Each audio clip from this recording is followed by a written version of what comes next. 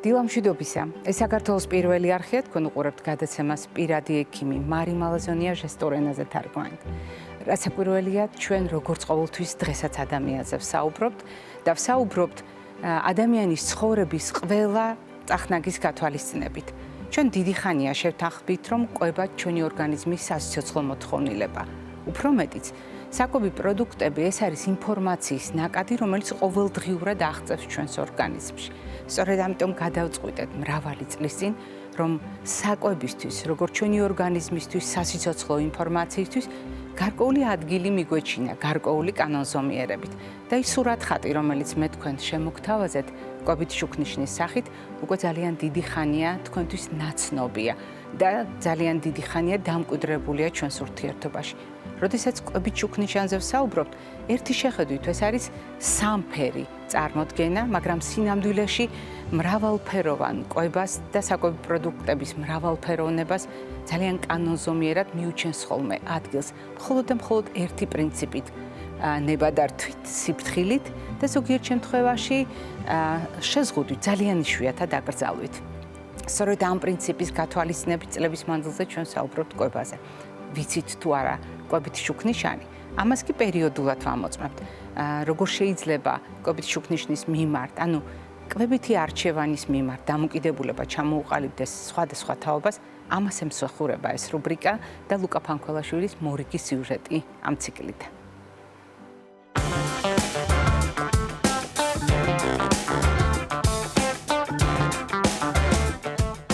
მე ვარ ალექსანდრა ბარბაქაძე 7 წლის. მე ვარ მარიამ ბუზარიაშვილი 9 წლის. მე ვარ მარიამ ლუტიძე 8 წლის.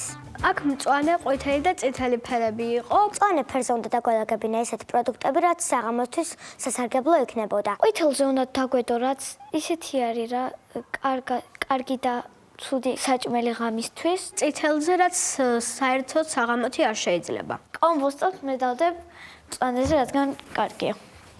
კომბოსტს მწვანეზე იმიტომ დავდეთ, რომ ადამიანის სხეულისთვის სასარგებლოა, ასევე ბევრ ვიტამინებს შეიცავს და საღამოსთვისაც სასარგებლოა. ბანანს მწვანეზე. ბანანი არის სასარგებლო, შეიძლება რომ მიირთვა. თხილეული ღამისთვის ძალიან კარგი არ არის და მე დავდებ ყვითელზე. ნიგოს მწვანეზე. თხილეული ტვინისთვის არის კარგი, გონებისთვის. ფორთოხალს მწვანეზე. ფორთოხალიც სასარგებლო ხილი არის. ფორთოხალს დავდებ ყვითელ ფერზე. ფორთოხალი, როდესაც იყო ყვითელზე, ვიფიქრეთ, რომ ყვითელზე არ იქნებოდა ნორმალური და მწვანეზე უფრო კარგი იქნებოდა, რადგან საღამოსთვის სასარგებლო არის და უფრო კარგი იქნება საღამოსაც რომ მივირთვათ. ფორთოხალი გადავიტოვოთ მწვანეზე.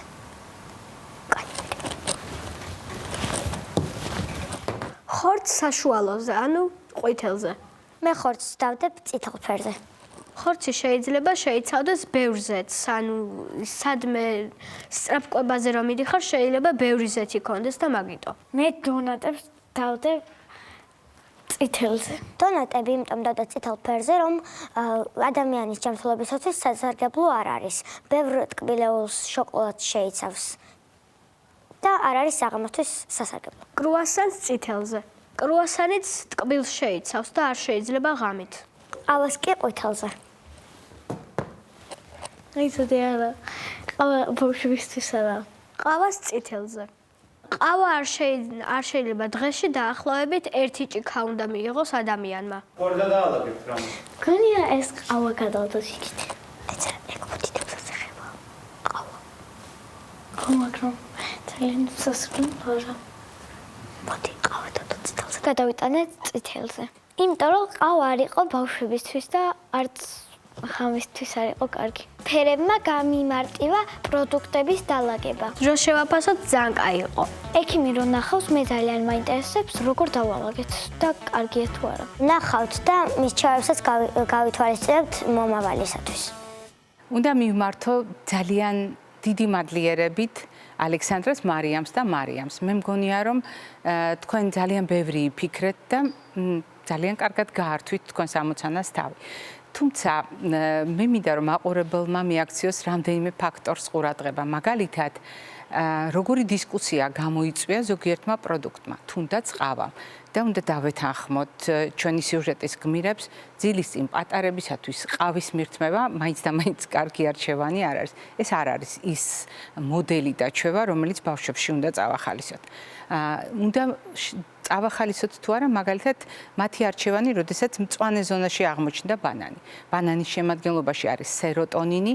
რა თქმა უნდა, პატარებმა ამის შესახებ არ იციან, მაგრამ მათ ეს ინტუიციურად გადაწყვიტეს. სეროტონინი არის ძალიან კარგი წინამორბედი მელატონინისთვის, რომელიც ძილის პროცესში ძალიან სერიოზულ დახმარებას გვიწევს. თუ გავითვალისწინებთ არჩევანს, რომელიც კომბოსტოს უკავშირდება, რასაკვირველია, ყველასათვის ერთნაირი არ არის, იმიტომ რომ თავად კომბოსტოს მიმართ დამოკიდებულება ყველა ორგანიზმის ერთნაირი არ არის, ამიტომ თუ მწვანე ზონაში განთავსებას საყოველთაო რეკომენდაცია დაგვიქვამთ, ძილის წინაკვებაში ყველასთვის კომბოსტოს ჩართვა არ იქნება მიზანშეწონილი.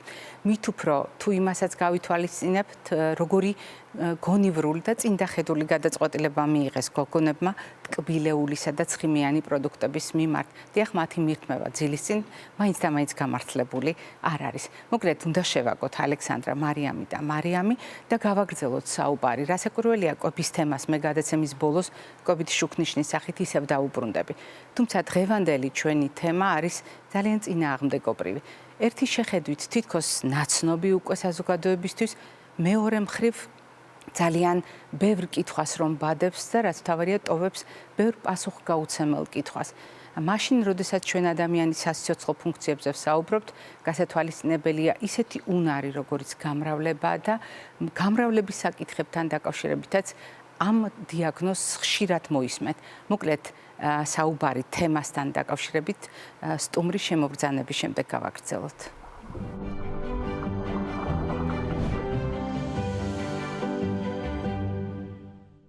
ძალიან მნიშვნელოვანია ქალის ჯანმრთელობა, რადგან თუ გლობალურ პერსპექტივას თვალს შევავლეთ, ქალის ჯანმრთელობა განსაზღვრავს სიცოცხლის პერსპექტივას. და აქედან გამომდინარე, ქალის ჯანმრთელობა დღეს არის იმის განსაზღვრელი, როგორი იქნება ჩვენი საზოგადოება და მომავალი ხვალ.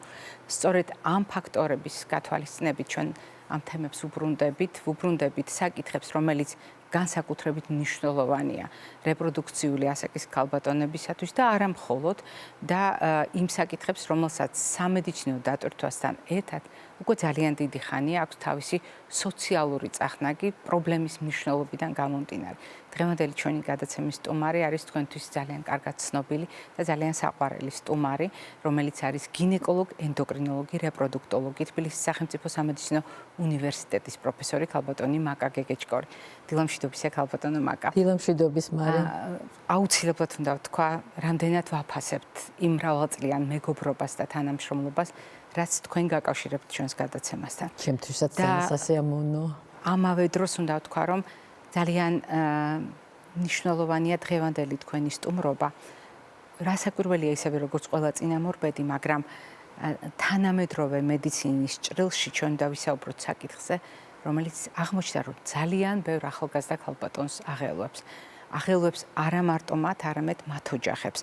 თუ რატომ ამაზე უკვე საუბრის განმავლობაში გასაგები გახდება მაყურებლისთვის, ტერმინი მეტნაკლებად უკვე ნაცნობია საზოგადოებისთვის, თითქოს ენდომეტრიოზი აღარ ეხამუშება ჩვენ საზოგადოებას.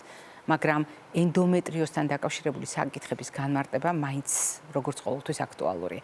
მოდით განმარტებით დავიწყოთ და ვთქვათ, რა არის ეს ენდომეტრიოზი და რატომ აღმოჩნდა ასეთი პრობლემა თანამედროვე მედიცინის ცოდნის მიუხედავად. მოგესალმებით და დიდი მადლობა, რომ ამ ძალიან საინტერესო და პრობლემურ საკითხთან სასაუბროთ მომიწვიეთ მე. მართალია პაციენტებმაც, მოსახლეობამაც უკვე გაიგო და მეტნაკლებად იციან, თუმცა როცა აწყდები ამ დიაგნოზს, თუნდაც სავარაუდოს, იმიტომ რომ დღემდე მიუხედავად ამდენი კვლევის და მკურნალობის მეთოდების დახვეწისა, მაინც ენიგმად რჩება, იმიტომ რომ ისეთი მყარი გადაწყვეტილებები ამ სიტუაციის მიმართ მედიცინას დღესაც არ აქვს. ჩვენ ექიმები ყოველ შემთხვევაში ვიზაფრებით, როცა ამ დიაგნოზს წავაწყდებით, იმიტომ რომ ძალიან ბევრ დილემას გთავაზობს ქმედებაში. პაციენტისთვის შეიძლება განმარტება და დეფინიცია უკვე განსაზღვრულია, საინფორმაციო საშუალებებიც მრავლად არის. თუმცა ამ დიაგნოზის მიღმა სამოქმედო გეგმა ყოველთვის ბევრი კითხვის ნიშნით არის სავსე. ენდომეტრიოზი დასახელება მოდის საშვილოსნოს ლორწოვანის დასახელებიდან, ენდომეტრიუმი, ასე ქვია. და ენდომეტრიოზი ეს არის ენდომეტრიუმი იქ, სადაც არ უნდა იყოს. საშვილოსნოს ზღრუს გარეთ, ნებისმიერ ადგილას, ქსოვილში, მახლობელ ქსოვილებშიც და ცოტა მოშორებულ ქსოვილებშიც და შესაბამისად ქვია გენიტალური და ექსტრაგენიტალური, იმიტომ რომ შეიძლება ემბრიონალური, ანუ თანდაყოლილი წარმოშობით ისეთი ქსოვილები მოიცვას და უბნები ადამიანის ორგანიზმის, რომ მოლოდინიც კი არ გაქვს, სიტყვაზე მაგალითად თვალის სკლერა, მაგალითად ბრონხის ლორწოვანი და ასე შემდეგ, თავისი გამოვლინებით. მაგრამ კლასიკა მეტწილად შეძენილი დროთა განმავლობაში ჩამოყალიბებული, ეს არის ძირითადად იქ, სადაც საშვილოსნო მდებარეობს და მისი გარშემო ქსოვილები. ეს არის მცირე მენჯისღრუ, ვთქვათ, მისი ორგანოები, საშვილოსნოს მილები, საკვერცხეები, ეგრეთ წოდებული დუგლასის ფოსო, სადაც საშვილოსნო მდებარეობს, ამონფენი პერიტონიუმი, ნაწლავი შარდის ბუშტი, ანუ მეზობელი ორგანოები და ქსოვილები. და რა არის ახლა ის იმ ქსოვილებში ჩანერგვა, ვთქვათ? რა ფუჭდება ამით? ხო, რა ფუჭდება ამით? ის ფუჭდება, რომ თუ ენდომეტრიუმი ყოველთვიურად მენსტრუაციის პარალელურად ჩამოიფრცხნება და ეს არის ნორმალური ფიზიოლოგიური მდგომარეობა, იქ სადაც ის პათოლოგიურად ბჭყალებში არის განლაგებული, მაგალითად ნაწლავში. მაგალითად, იქაც მენსტრუირებს. იმ ადგილას, სადაც არ უნდა იყოს მისი ჩამოფრცხნა და სამედიცინო ტერმინით დესკვამაცია. შესაბამისად ის ტოვებს იქ ფიბრინის ქსოვილებს, იწვევს შეხორცებას და შესაბამისად ტკივილს. ეს ერთ-ერთი კარდინალური სიმპტომია ენდომეტრიოზისა, თუმცა არსებობს ენდომეტრიოზი უცებრო წააწყდები ინციდენტალურად, ეგრეთ წოდებულად და სიმპტომი არ ახასიათებს. ესეც უცნაურობაა. მიზეზი ვიცით ქალბატონო? მიზეზიც, იმიტომ რომ ყოველთვის როდესაც რაღაც პრობლემაზე ვსაუბრობთ, ერთი ჯადოსნური მიზეზია ყოველთვის მნიშვნელოვანი, თითქოს ყველაფერი ადგილზე. ერთი ჯადოსნური მიზეზი ვერ არის საქმე. მიზეზებზე ზრუნვა ფიქრი სხვადასხვა ჰიპოთეზის და თეორიის სახით გასული საუკუნის 40-50-იანი წლებიდან ჩამოყალიბდა თითქოს თანამედროვეობასაც ეხმიანება, უბრალოდ თანამედროვეობამ უფრო პასუხი გასცა იმ თეორიას ცალ-ცალკე, რომ ეს არის დისჰორმონალური, დისმოდულაციური მდგომარეობა, რომელიც აისახება იმუნურ სისტემაზე იმდაგვარად, რომ იმუნური სისტემა გარკვეულ ქსოვილში უცხო ქსოვილს კი არ გაიუცხოებს, გაითავისებს და უფლებას მისცემს, რომ იფუნქციონიროს იქ. და თავისნებაზე მოიქცეს. ეს არის მარტივი პოპულარული განმარტება. თითქოს რაღაცა პოზიტიური პროცესია, უფლება მისცა, ის იქ ფუნქციონირებს, მაგრამ ეს ძალიან არასახარბიელო სამედიცინო სიტუაციაა და მეცაც გეტყვით, რაც მეტი დრო გადის, მით მძიმდება პროცესი. იმიტომ რომ ეს არ არის იქ მისთვის მიღებული არეალი. თუმცა ჩვენ აი ამ კონტექსტში გვაქვს მაყურებლის კითხვა, ქალბატონები დაინტერესებულები არიან რასაკვირველია ამ თემით და მოდით მოусმინოთ პირველ მაყურებელს, რა კითხვას გისვამთ ის ენდომეტრიოზთან დაკავშირებით. მოგესალმებით. მადლობა იმისთვის, რომ მომეცით საშუალება დაგისვათ ესეთი შეკითხვა. არის თუ არა კავშირში ერთმანეთთან ქალის წონა და ენდომეტრიოზი? აი მაგალითად იმ ქალებს, რომლებსაც აქვთ ჭარბი წონა, ან თუნდაც იმ ქალებს, აი რომლებსაც პირიქით დეფიციტი აქვთ წონის, რამდენად რისკია, რომ მათ განოვითარდეთ ენდომეტრიოზი? მადლობა. მადლობა უნდა უთხრეთ ჩვენს მაყურებელს. არის ეს აქტუალური? საინტერესო კითხვა არის. ზოგადად ჭარბი წონა და სიმსუქნე ყველა სამედიცინო კონტექსტში რაღაცა სიმძიმეს ქმნის. მათ შორის მეანობა, გინეკოლოგია, რეპროდუქტოლოგიაში, აი ყველგან ერთ-ერთ რისკ ფაქტორად მოიაზრება. ამ პრინციპით, ალბათ ამ პრინციპით გაუჩნდა ქალბატონს ეს კითხვა, ხო? თუმცა, რო გითხრათ მექანიზმის დონეზე პირდაპირი კორელაციებზე მედიცინა ვერ საუბრობს, მეტიც, აი, როდესაც ვთქვათ, გავრცელებაზეა საუბარი, აღმოჩნდა, რომ ნორმალური მასის და უფრო დეფიციტის მქონე ქალებს უფრო აქვთ ეს პრობლემა, ვიდრე ვთქვათ, ჭარბწონიან ქალებს.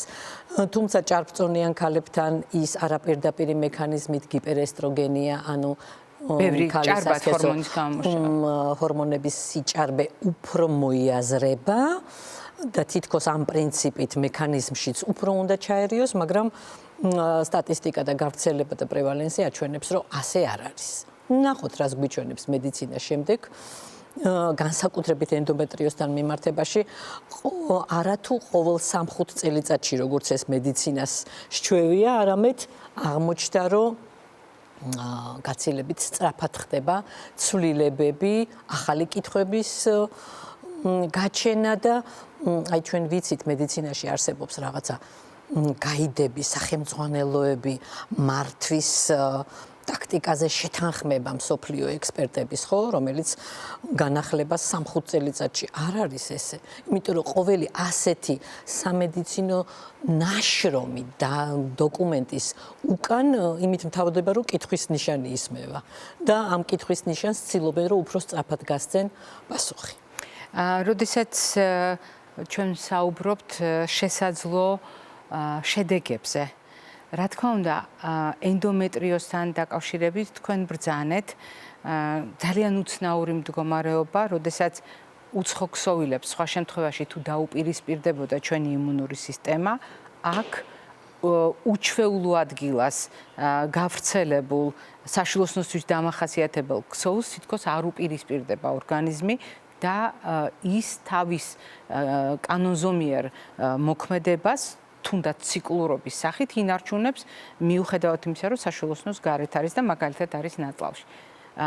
ყველაზე დრამატული, როდესაც არის აღქმა ენდომეტრიოზთან დაკავშირებით, ჩვენ ყოველთვის ჩვენი გადაცემის ამოცანა ქალბატონებს დამოკიდებულება შეაცვლევინოს, ანუ ინფორმაცია დაეხმაროს მათ განსხვავებულად შეხედონ, თორე ადამიანის შესაშინებლად იმდენი ინფორმაცია ქალბატონო მაგა მოგეხსენებათ. ამიტომ მოდით კიდევ ერთ კითხვას მოვუსმინოთ ჩვენ ასევე მაყურებლის და შემდეგ გავაგრძელოთ.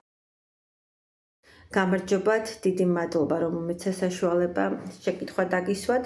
ენდომეტრიოზი რამდენად ხშირად იწვევს უშვილობას და დიაგნოზის შემთხვევაში შეუძლია თუ არა ქალს შვილის გაჩენა. დიდი მადლობა კიდევ ერთხელ. მე ვფიქრობ, ეს არის ყველაზე გავრცელებული კითხვა. თუმცა ამაზე ესე იგი ცალსახა პასუხი ასე ვერ მექნება და შესაბამისად ცოტა შორიდან დავიწყებ. თქვენი შესავალი კითხვისგანაც და მე ქალბატონსაც ვეცდები, რომ პასუხი გავცე, რამდენადაც ეს შესაძლებელია, იმიტომ რომ ეს დღევანდელ რეპროდუქტოლოგიაში ლამის ერთ-ერთი ძირითადი კითხვა არის, რაც ქალბატონმა დასვა. ალბათ ჯობია, რომ დეფინიციის მერე გავაჟღეროთ სიმპტომები ძირითადი. აქ ორი მიმართულებით არის აქცენტი. ერთი არის ტკივილის სინდრომი, მეორე არის უნაყოფობა. აი ეს ორი სამედიცინო სოციალური მდგომარეობა და სოციალური რატო ორივე სიცოცხლის ხარისხზე სერიოზულად აისახება. ტკივილი ოღონდ ამ სიტყვის ყველანაირი მნიშვნელობით რაც შეიძლება რომ გინეკოლოგიურ პროფილს მიესადაგოს. ტკივილი მენსტრუაციის დროს, ეგრეთ წოდებული დისმენორია. ტკივილი მენსტრუაციებს შორის პერიოდში. განუსაზღვრელი ტკივილი მუცლის არეში. ტკივილი დეფეკაციის დროს, ანუ ნაწლავის მოქმედებისას, ტკივილი შარდვისას, ტკივილი სქესობრივი კონტაქტის დროს და გენერალიზირებული ტკივილი, რომელიც იწყება იქ მცირე მენჩი, მაგრამ პასუხობს ყველა ორგანო და ქსოვილი, იმიტომ რომ ტკივილის აღქმა ხდება თავის ტვინში. შეიძლება ახლდეს ცეფალგია, შეიძლება უკვე დამოკიდებულება ტკივილთან, როცა ეს ქრონიკულია. ამიტომ ეს არის ძალიან სერიოზული გინეკოლოგიურ, ჩავთავდი ნევროლოგიური მდგომარეობა, ტკივილის სინდრომი. და აღმოჩნდა რომ ტკივილი როგორც ასეთი აი რომ იციან ხოლმე რომ ქალიშვილობაში პუბერტატის პერიოდში ტკივილი ყველას აქვს და ეს ტკივილი გაივლის მერე იმიტომ რომ ქსოვილები არ არიან ადაპტირებული ჯერ ახალ ფუნქციასთან მენსტრუაციასთან შეიძლება ძალიან პატარა პროცენტში რეალურად იყოს ეს მაგრამ აღმოჩნდა რომ უმეტესწილად ეს ენდომეტრიოზის ინიციაციასთან არის დაკავშირებული, ის გაცილებით ადრე იწყება, ვიდრე ადამიანი დიაგნოზს სვამს და ეს პერიოდიც კია დათვლილი, რომ სადღაცა 7-8 წელიწადში, როცა უკვე პრობლემები იჩენს თავს და შეიძლება მისი დიაგნოსტირება, ისმება დიაგნოზი. აი, ასეთი რამ, ეს რაზე მიგვანიშნებს, რომ მას ხატოვნად ეძახიან მოზარდობაში გამოტოვებულ დაავადებას. ანუ შენ რაც იქ ნორმატივად მიგაჩნია, ის შეიძლება დროთა განმავლობაში აღმოჩნდეს, რომ ჩამოყალიბდა ენდომეტრიოზის. და მიგვიყვანოს უნაყოფობასთან. დიახ. უნაყოფობა, რაც ნაყოფიერებაში, ფერტილობაში მონაწილეობს, სისტემა, ქსოვილი, უჯრედი, პროცესი ყველაფერზე მოქმედებს. რა მონაწილეობს? საკვერცხეში უნდა მომწიფდეს ფოლიკული. ენდომეტრიოზი აისახება ამ ფოლიკულების მარაგზეც, განსაკუთრებით თუ ის საკვერცხეშია, აისახება ამ ფოლიკულების ხარისხზეც. კვერცხუჯრედის მომწიფების ეტაპებზე. აისახება საშვილოსნოს მილებზე, რომელიც არის აი ესეთი ტრანზიტორული სისტემა, შეხვედრის ადგილი სასქესო უჯრედებისთვის. აისახება მის უნარზე იმოძრაოს, იმიტომ რომ ახასიათებს როგორც შიდა შეხორცებები, ისე გარე შეხორცებები და მილი ისე აქტიურად ვერ მიილტვის კვერცხუჯრედისკენ და მათი შეხვედრა არ ხდება, შეიძლება არც მოხდეს მილში, შეიძლება მოხდეს საშვილოსნოს გარე ორსულობა, იმიტომ რომ შეხვედრის ადგილი კი არის ის, მაგრამ უკვე საშვილოსნოს ღრუსკენ მოძრაობა ვეღარ ხდება. ყველა ვარიანტი შესაძლებელია. შემდეგი ეტაპი ეს არის საშვილოსნოს ღრუ, რომელსაც მართალია ჭყალებში ესე ვთქვათ, რომ ის არის დამნაშავე პროცესში. ენდომეტრიუმია ენდომეტრიოზის პირველადი სუბსტანცია. ამას ქვია ეუტოპიური ენდომეტრიუმი და აი ეს ექტოპიური გადანაცვლებული მის ხარისხზე, მის ფუნქციაზე, მის რეცეფციაზე, მიმღებლობაზეც მოქმედებს. ესე რომ ძალიან მნიშვნელოვანი ფაქტორია ესეც. და მეოთხე ფაქტორი ფერტილობაში რაც არის მამაკაცია. თუ ერთის მხრივ ვივარაუდებთ, რომ ენდომეტრიოზს შეუძლია სპერმის გადაადგილების სისწრაფეზე ზემოქმედება ქალის ორგანიზმში, დიახ, აისახება და ამ თვალსაზრისითაც არაპირდაპირად მოქმედებს და მეორე უფრო ფსიქოსოციალურია. ქალი, რომელიც ყოველ თვე იტანჯება ტკივილით და შეიძლება ფერტილობაზე ზრუნვა, რაც არ უნდა შინაგანად ონტოგენეზურად ქალი სულ პრორეპროდუქციული იყოს და სურვილიც ვთქვათ კონდეს და მიზანი ცხოვრების ეს აისახება ურთიერთობრივ პატერნებზე, იმიტომ რომ წყვილში და აი ასე არაპირდაპირად ენდომეტრიოზი პარტნიორზეც აისახება.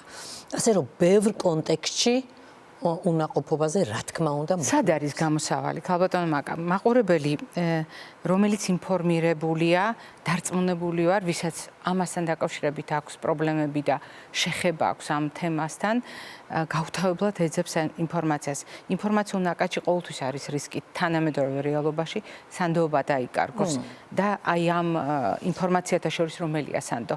როგორია თანამედროვე მედიცინის ხედვა ენდომეტრიოზის მართვასთან დაკავშირებით? რაკთან იმ ქალბატონს? ხო, ამ ქალბატონთანაც იყო ესეთი ფინალურად კითხვა, რომ აქვს შანსი. და თქვენც თქვით, რომ ძალიან ნუ დავზაფრავთო და მე აქვე პირველად იმას გავაჟღერებ, რომ დიახ, შანსი აქვს. ისე არ არის საქმე, რომ ვთქვათ, თუ ენდომეტრიოზია, ეს ცალსახა განაჩენია და ამ ქალშვილი არ ეყოლება. პირველს იმას დავძენ, რაც ასევე უკვე ვთქვი, რომ დროს აქვს მნიშვნელობა.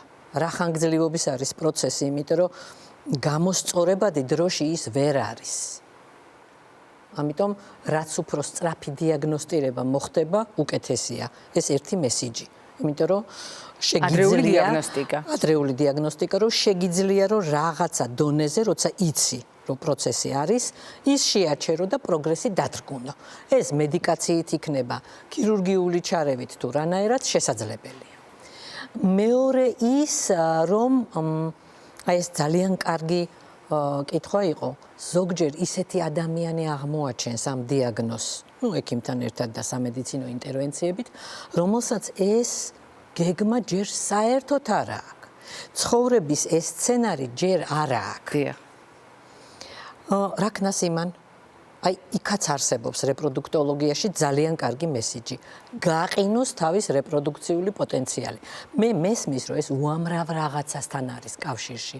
დამოკიდებულება, მენტალობა, განწყობა, სოციუმი რა სიტყვის. დღეს სხვათაშორის სხვადასხვანაირი ხედვა არის 10 წლის წინანდელზე მკვეთრად განსხვავებული ადამიანები მართალია კითხულობენ და ალბათ ამასაც კითხულობენ, რომ დღეს შემიძლია მე რომ რაღაცა გარანტირებული პროცესი გავაკეთო, რომ 5 წელიწადში, როდესაც ან 10 წელიწადში, როდესაც მომინდება, მივმართო ვთქვათ ფერტილობას.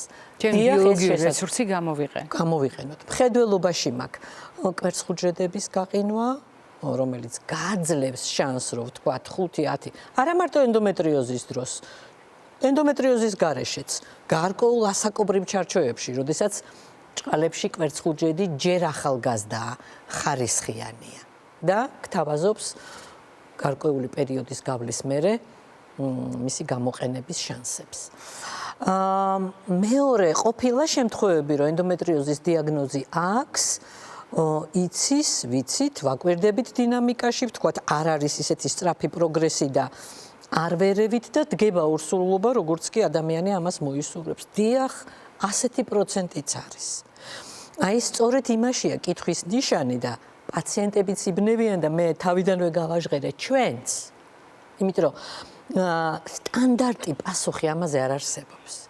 ამიტომ მედიცინა შეთანხმდა, რომ ყველა სიტუაცია არის პერსონალიზირებული. აი ეს ქალი უნდა განვიხილო დღეს თავის გეგმებით, რა აწუხებს, ტკივა, როგორ მივეშველო, ცხოვრების ხარისხი როგორ გაუმჯობესო.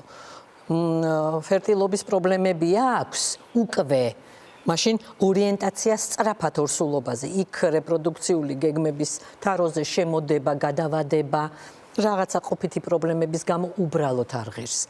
თუ ეს სიტუაცია აქ ან საერთოდ არ არის, თქვა სქესობრივად აქტიური, უკვე გითხარით, რომ რეპროდუქტოლოგიური ტექნოლოგია იძლევა დღეს ამის შესაძლებლობას. მოკლედ, თავარია სწორად აღქმა, სწორი დიაგნოსტირება და სწორ გზაზე დადგომა.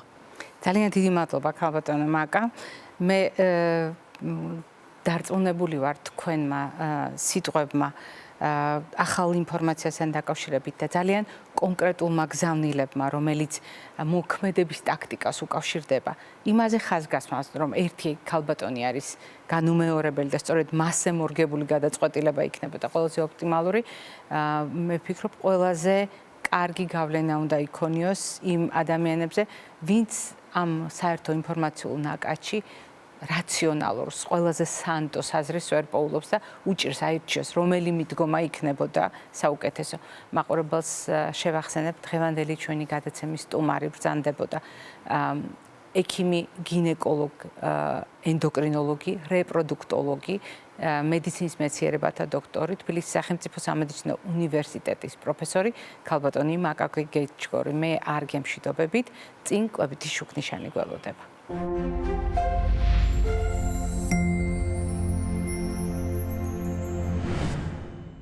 ჩვენ შევთანხმდით, რომ კვებითი შუქნიშნის შესავალში ყოველთვის ზოგად რეკომენდაციებზე ვსაუბრობთ. ანუ იმ პრინციპებზე, რომელიც ადამიანთა უმრავლესობისთვის არის გასაზიარებელი. სწორედ ამიტომ არის სიმბოლური თებში, როდესაც დღიურ რაციონს ისე წარმოვიდგენთ, რომ სულ ცოტა ნახევარი ბოსტნეული და ხილია, ხოლო მეორე ნახევარი მარცვლეულ-ბორღულეული ცილოვან კომპონენტთან ერთად. თანამედროვე რეკომენდაციები კიდევ უფრო წამახალისებელია მცენარეული პროდუქტების მიმართ, სადაც კიდევ უფრო იზრდება ბოსტნეულის და ხილის წილი. განსაკუთრებით მნიშვნელოვანი ეს არის ასაკობრივ პრობლემებთან მიმართებაში, სხვადასხვა დაავადებასთან მიმართებაში და ასე შემდეგ. მაგრამ თუ დღეს წარმოვიდგენთ ამოცანას, რომელიც ერთ კონკრეტულ დაავადებასთან დაკავშირებით ჩვენ უნდა შევასრულოთ, მაშინ ჩვენი რეკომენდაციები ერთი მხრივ ზოგადი პრინციპების გამზიარებელია და მეორე მხრივ უამრავ თავისებურებას გულისხმობს. რატომ? იმიტომ რომ დღევანდელი ჩვენი საუბარი უპირველეს ყოვლისა ქალის ჯანმრთელობას შეეხება და ქალის ჯანმრთელობის ერთ კონკრეტულ პრობლემას. თუ ჩვენ საუბრობთ ენდომეტრიოზზე, საკვები იწვევს ენდომეტრიოზს. საკვებით შეგვიძლია დავამარცხოთ ენდომეტრიოზი. ამის შესახებ თანამედროვე მტკიცებით მედიცინას ცალსახაპასუხი რასაკვირველია არ აქვს, იმიტომ რომ ჩვენ არ გვაქვს შესაბამისი მტკიცებულებები. მაგრამ კვებას შეუძლია თუ არა დამხმარე როლი შეასრულოს, აქ პასუხი გვაქვს. დიახ, კვებას შეუძლია დამხმარე როლი შეასრულოს.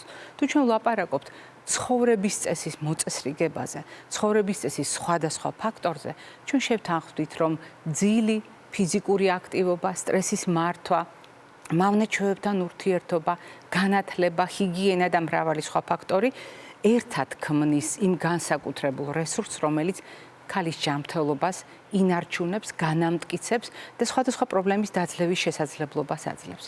განსაკუთრებით მნიშვნელოვანია ფიზიკური აქტივობის, კვების, ძილის და ყველა ჩემი მიერ ჩამოთვლილი კომპონენტის დროში განაწილება, როდესაც ორგანიზმის რიტმულობას ვინარჩუნებთ, იმიტომ რომ ქალის ორგანიზმი თავისთავად გარკვეულ ფიზიოლოგიურ რიტმზეა მოწყობილი. მნიშვნელოვანია ამ ფაქტორების ურთიერთშეხამება ორგანიზმის ძირითადი პარამეტრების დაუზარალებლად. ასეთ შემთხვევაში ფიზიკური აქტივობა, წონის მართვა, ძილის მართვა, კვების და კვებითი ფაქტორების გათვალისწინება.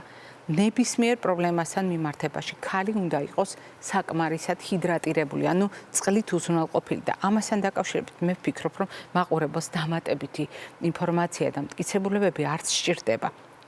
თუ ჩვენ საუბრობთ რისკებზე, რომელმაც შეიძლება ესა თუ ის პრობლემა გააღრმავოს, მაშინ, როდესაც ენდომეტრიოზის დიაგნოზია, ან ენდომეტრიოზთან დაკავშირებით ეჭვი არსებობს, ან ენდომეტრიოზთან დაკავშირებულ გარკვეულ რთულ ამოცანებს შევეჭიდეთ, ჩვენ სულ ცოტა სამი ძირითადი მიმართულება უნდა გავითვალისწინოთ. ვმართოთ ანთება საკვების მეშვეობით, ანუ ანთების საწინააღმდეგო პროდუქტების სასარგებლოდ გავაკეთოთ არჩევანი. მეორე ეს გახლავთ ტკივილის მართვა. ტკივილი არის ცხოვრების ხარისხის გამაუარესებელი ფაქტორი, არა უბრალოდ განგაში და შემატყობინებელი ორგანიზმის მდგომარეობისა, ეს ნამდვილად ასეა. და ამავე დროს უნდა გავითვალისწინოთ ქალის ორგანიზმში ჰორმონების, ესტროგენების დონე და მისი მართვა საკვები პროდუქტებით. თქვენ გონიათ, რომ მე შემეშალა და საკვებით ამის გაკეთება არ შეგვიძლია. დღევანდელი ჩვენი საუბარი ამაში დაგარწმუნებთ.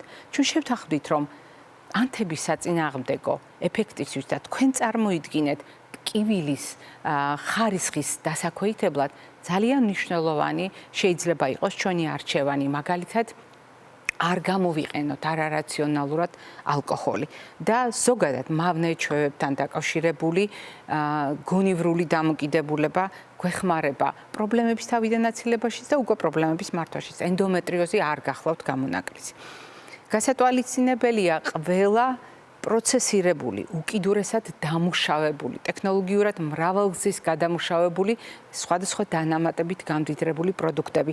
მათი არსებობა კვების რაციონში ეს არის რისკი და ეს არის ანთების ხელშემწყობი მდგომარეობა და თავისუფალი რადიკალებით ორგანიზმის დატვირთვა. ასეთ შემთხვევაში ანტიოქსიდანტების როლი კიდევ უფრო იზრდება, რომელზედაც მოგვიანებით მოგახსენებთ. ტკბილი ადვილად შეთვისებადი ნახშირწყლებით, შაქრებით დატვირთული, ცარიელი, ფუჭი კალორიები და ნაკლები საკვები ნივთიერებები. ეს არის მაღალი რისკი ყველა პრობლემის დროს, განსაკუთრებით ენდომეტრიოზის შემთხვევაში. მასტიმულირებელი პროდუქტები, ანუ კოფეინის შემცველი და მსგავსი სხვა პროდუქტები. ზოგიერთი ქალბატონის შემთხვევაში ასევე შეიძლება აღმოჩნდეს ყვითელ ზონაში, ისევე როგორც ცხიმის შემცველი პროდუქტებით ჭარბი დატვირთვა, განსაკუთრებით პროცესირებული, ტექნოლოგიურად დამუშავებული ცხიმი, განსაკუთრებით ანთების ხელშემწყობი ისეთი ფაქტორი, როგორიც არის ტრანსცხიმი. ამიტომ მარგარინი, სპრედი, ყველა ის პროდუქტი, რომელშიც ხელოვნურად არის გამყარებული ცხიმი, პროდუქტები, რომელიც არის ნაჯერი ცხიმებით დატვირთული, მათ შორის პალმის, ქოქოსის ზეთი და ასე შემდეგ. ცხიმი ეს არის ყველა ის პროდუქტი, რომელმაც შეიძლება ანთებას ხელი შეუწყოს. აქ გასათვალისწინებელია აგრეთვე ანთების შედეგად გაძლიერებული ტკივილი და გამოდის, რომ ეს პროდუქტები ტკივილსაც გააძლიერებს ენდომეტრიოზის დროს. ჰორმონული დონის მართვა. ამას ჩვენ მოგვიანებით დაუბრუნდებით, მაგრამ როდესაც ვლაპარაკობთ ორგანიზმის მდგომარეობაზე ენდომეტრიოზის დროს, ჩვენ გვჭირდება, როგორც გითხარით, ანტიოქსიდანტები და თქვენ იცით, რომ ჩვენი კვებით შუქნიშანი. ეს არის სწორედ ანტიოქსიდანტების საუკეთესო წყარო. სხვადასხვა ფერის პროდუქტი, შუქნიშნის სხვადასხვა ფერში განთავსებული, სხვა არაფერია თუ არა ამ ფერის მიღმა დაშიფრული ბიოლოგიურად აქტიური ნივთიერებების პრაქტიკულად საგანძური. და ამ საგანძურის გაზიარება მუდმივად ჩვენი ორგანიზმის სასიკეთოდ გამოყენება ენდომეტრიოზის დროს ძალიან მნიშვნელოვანია, ისევე როგორც ბოსტნეულსა და ხილში დაშიფრული მცენარეული ბოჭკო. ეს ქალის ორგანიზმს ეხმარება კეთილმეზობლობის დამყარებაში. რატომ? მენჯისღრუში ერთად არის საშვილოსნოც, ნაწლავიც, შარდის ბუშტიც და მათი ურთიერთობა ანატომიურადაც ძალიან მნიშვნელოვანია და ფუნქციურადაც. თუ ნაწლავი მოწესრიგებულია მაგალითად მცენარეული ბოჭკოს დახმარებით, ეს შეიძლება იყოს ძალიან კარგი სამსახური ქალის რეპროდუქციული სისტემისთვის. თუმცა მე მინდა მიაქციოთ ყურადღება რამდენიმე ფაქტორს. მოდით, როდესაც ჩვენ დავიწყებთ საუბარს ახლა რა არის თანამედროვე მედიცინის ყველაზე ახალი მიგნებები ენდომეტრიოზთან დაკავშირებით, მე გთხოვთ მიაქციოთ ყურადღება ახლა ეკრანს და უცებ ჩვენს ეკრანზე ჩნდება ერთი შეხედვით სრულიად შეუსაბამო ჩამონათვალი პროდუქტებისა: ვაშლი, ლობიო, პური, ხორბლისგან დამზადებული და კომბოსტო. რა საერთო აქვს ამ პროდუქტებს და მით უფრო ამ 4 პროდუქტს რა საერთო შეიძლება ჰქონდეს ენდომეტრიოზთან. რასაკვირველია, ამ პროდუქტების ჩამონათვალი გაცილებით უფრო დიდია. ეს ჩამონათვალი შეგვიძლია გავაგრძელოთ საკმაოდ ხანგრძლივად ვისაუბროთ თემაზე, მაგრამ 4-ვე პროდუქტი არის ერთგვარი სიმბოლო იმ კვების მოდელისა, რომელზედაც ჩვენ არაერთხელ გვისაუბრია, რომლის შესახებაც ჩემს წიგნშიც წერია და ჩვენ ძალიან ხშირად ვიხსენებთ ხოლმე ამ ეგრეთ წოდებულ დაბალი შემცველობის FODMAP დიეტას, რომლის მთავარი პრინციპი არის ფერმენტირებული ნახშირწყლების კონტროლი. ფერმენტირებული ოლიგომონოდისაქარიდები, ანუ სხვადასხვა ზომის მოლეკულები და აი ამ ჯგუფში აუცილებლად ხდება ეგრეთ წოდებული შაქრის ალკოჰოლიც, ანუ პოლიოლები. რა თქმა უნდა, ჩვენ უნდა გავითვალისწინოთ ინდივიდუალური თავისებურება და აღმოჩნდა, რომ სწორედ ინდივიდუალური თავისებურებიდან გამომდინარე, ქალის ნაწლავის სპეციფიკიდან გამომდინარე, შეიძლება იყოს ერთი უმნიშვნელოვანესი კანონზომიერება. ძალიან სერიოზული დისკომფორტი გასწარმოქმნის, ტკივილის, ნაწლავის დაჭიმულობის სახით, მაშინ, როდესაც ჩვენ ვლაპარაკობთ ჩემიერ დასახერებულ ერთი შეხედვით საკმაოდ მნიშვნელოვან, აუცილებელ და ბევრისთვის ძალიან სასარგებლო პროდუქტებზე. მიუხედავად მათი სარგებლისა, ვისაც აქვს კონკრეტული ნახშირწყლების მიმართ მომატებული მგრძნობელობა და ისეთი რეაქცია ნაწლავის მხრიდან, რომელიც მე უკვე აღწერე, ამ პროდუქტების შეზღუდვა უწევს თვითნებურად, ხანგრძლივად არა. რასაკვირველია, ეს არის ექიმთან შეთანხმებით. მაგრამ ეს არის გასაღები, რომელიც მეცნიერებმა დღეს უკვე დანამდვილებით იციან, რომ არის ნაწლავში დაშიფრული და რომელიც გავლენას ახდენს ენდომეტრიოზის მიმდინარეობას. მეორე ძალიან მნიშვნელოვანი საკითხი გახლავთ ის გარემო, რომელშიც ჩვენ ვიმყოფებით. ძნელად წარმოსადგენია თანამედროვე ადამიანი ქიმიური ნაერთების სიუხვის გარეშე. რა არ გვესმის ყოველდღიურად სხვადასხვა სახის ქიმიკატების შესახებ, პესტიციდების შესახებ, გვესმის გაუთავებლად სხვადასხვა პროდუქტის შესახებ, რომელიც დატვირთულია, მაგალითად, ფტალატებით, პარაბენებით და ასე შემდეგ. მაგრამ ეს პროდუქტები შორს არ არის. ეს პროდუქტები ძალიან ახლოს არის ჩვენთან. ჩვენ სამზარეულოშია მაგალითად პესტიციდებით დატვირთული პროდუქტები.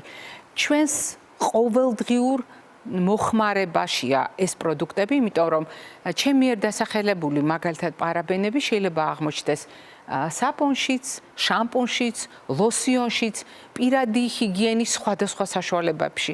თქვენ წარმოიდგინეთ სხვადასხვა სახის ქიმიკატში, რომელიც ბინის ჰიგიენისათვის, ჩვენი გარემოს ჰიგიენისათვის უნდა გამოვიყენოთ და მას აქვს უზარმაზარი გავლენა ქალის ორგანიზმზე. რატომ?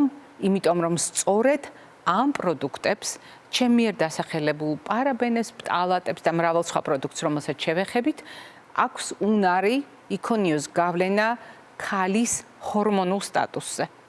დიახ, ქალის ჰორმონული სტატუსი შეიძლება სწორედ ამ ნაერთების გამო გამოვიდეს წონასწორობიდან და თუ ჩვენ გავითვალისწინებთ, რომ ამ პროდუქტებს ქსენოესტროგენებს უწოდებენ, ანუ ეს არის ხელოვნური პროდუქტები, რომელიც მიმსგავსებულია ქალის ჰორმონის სტრუქტურასთან, ეს საკმაოდ სახიფათო თემაა გახლავთ ქალებისთვისაც და კაცებისთვისაც. ჩვენ ამ თემას მამაკაცებთან დაკავშირებით შევეხეთ რამდენჯერმე და კიდევ დაუბრუნდებით. და კიდევ ერთი ჯგუფი, რომელიც ძალიან მნიშვნელოვანია, განსაკუთრებით მნიშვნელოვანია იმის გათვალისწინებით, რაზედაც ჩვენ წლების განმავლობაში ვსაუბრობთ. ეს გახლავთ ერთი შეხედვით ყველასათვის ძალიან კარგად ნაცნობი და ახლა უკვე წინააღმდეგობრივი პროდუქტები, რომელიც ყოველდღიური ჩვენი მოხმარების საგანია. ეს არის ჩვეულებრივი ერთჯერადი მოხმარების წყლის ბოთლები, კონტეინერები, სხვადასხვა სახის პლასტმასის ჭურჭელი, რომელიც შეიცავს ბისფენოლ A-ს. თქვენ თუ ჩვენი გადაცემის ერთგული მაყურებელი ბრძანდებით, მაშინ ამის შეხსენება არც ჭირდებათ. თუ თქვენ ხანდახან მაინც გინახავთ ჩვენი გადაცემა, ეს იმას ნიშნავს, რომ ერთხელ მაინც მოგისმენიათ ჩვენი კამპანიის შესახებ, რომელიც ეკომეგობრული პროდუქტების არჩევას გულისხმობს. ჩვენ ვცდილობთ სხვა პროდუქტი შემოგთავაზოთ უბრალოდ ვიზუალურად, მასალით და ასე შემდეგ. არა, ჩვენ ვლაპარაკობთ ფუნქციურად, ჩვენი ჯანმრთელობისთვის ფუნქციურად, ჩვენი მომავალი თაობებისათვის წინდახედულად არჩეულ პროდუქტებზე. რატომ? ბისფენოლ A ქალის ჰორმონის მსგავსი მოქმედებით გამოირჩევა. მას შეუძლია ქალის ჰორმონული სტატუსი გამოიყვანოს წონასწორობიდან. სწორედ ამიტომ არის მნიშვნელოვანი ამ პროდუქტების ჩანაცვლება ისეთი პროდუქტებით, რომელიც არა უბრალოდ ეკომეგობრულია, არა უბრალოდ ბიოდეგრადირებადი, ანუ ნადგურდება ბიოლოგიურ გარემოში, ჩვეულებრივ წლების მანძილზე, მოკლე დროში, უფრო სწრაფად რომელიღაც უფრო გვიან. არის მნიშვნელოვანი იმით, რომ არ შეიცავს ეს პროდუქტები ჩემი მიერ დასახელებულ პარაბენებს, პტალატებს, ბისფენოლ A-ს და ასეთ შემთხვევაში ჩვენ მიერ მრავალი წლის წინ შემოთავაზებული ეს კამპანია თქვენ იცით 2011-12 წელს დავიწყეთ ჩვენ ქსოვილის ნაჭრის ჩანთა პოლიეთილენის პარკის ნაცვლად. როდესაც მინის ბოთლზე დავიწყეთ ჩვენ საუბრები პლასმასის ბოთლის ნაცვლად. ხის კოვზის გამოყენება მაგალითად ერთჯერადი პლასმასის ჭურჭლის ან საეჭვო მასალის მქონე ჭურჭლის ნაცვლად. როდესაც ჩვენ ვლაპარაკობთ თიხის ჭურჭლის გამოყენებაზე, ოღონდ იმის გათვალისწინებით, რომ მასში არ უნდა იყოს ტყვია. ამის რისკიც არსებობს კერამიკისა და თიხის ჭურჭელთან მიმართებაში. მოკლედ, ჩვენ დღეს ვილაპარაკეთ ერთი მხრივ კარგად ნაცნობ საკითხებზე, როდესაც ომეგა-3-იც, A ვიტამინიც, E ვიტამინიც, D ვიტამინიც, C ვიტამინის შემცველი პროდუქტებიც უზარმაზარ გავლენას ახდენს ქალის ჯანმრთელობაზე. მას შეიძლება ანთების საწინააღმდეგო ეფექტი ჰქონდეს, ტკივილის საწინააღმდეგო ეფექტი ჰქონდეს ჩემი მიერ ჩამოთვლილ პროდუქტებთან ერთად. მაგრამ ამავე დროს ვისაუბრეთ თანამედროვე შეხედულებაზე, როდესაც ნაწლავის ჯანმრთელობის მართვით ჩვენ მართავთ ქალის მდგომარეობას, ქალის ორგანიზმის მდგომარეობას, მათ შორის ენდომეტრიოზის კუთხით, როდესაც ჩვენ გარემოსაც ვიცავთ და საკუთარ თავსაც ისეთი ნაერთებით, რომელსაც აქვს ქალის ჰორმონის მსგავსი მოქმედება და სწორედ ამის მეშვეობით ვინარჩუნებთ ჰორმონულ წონასწორობას. ეს გახლავთ დღევანდელი ჩვენი კვებითი შუქნიშანი, მე ამით გემშვიდობებით ჯანმრთელობას და ღირსეულობას გისურვებთ.